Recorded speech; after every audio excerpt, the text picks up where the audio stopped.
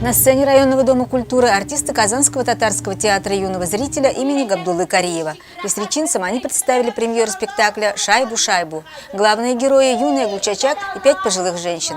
Вместе они разводят пчел, участвуют на ярмарках меда. И лишь внезапная весть нарушает покой. Их земли хочет приобрести инвестор. Как противостоять силе денег и власти? На этот вопрос через эту постановку смог ответить режиссер Ринат Аюпов. Родом он из села Шали Пестричинского района. В конце марта отметил 55-летний юбилей. Вот сейчас тот момент, когда мне 2 пятерки и очень так отрадно привести эту очень, скажем, такую абстрактную комедию.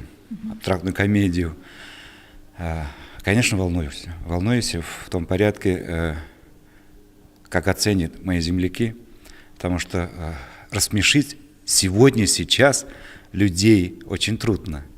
Автором пьесы является также земляк пестричинцев, уроженец села Шали Камиль Каримов. Это его первое произведение в качестве драматурга.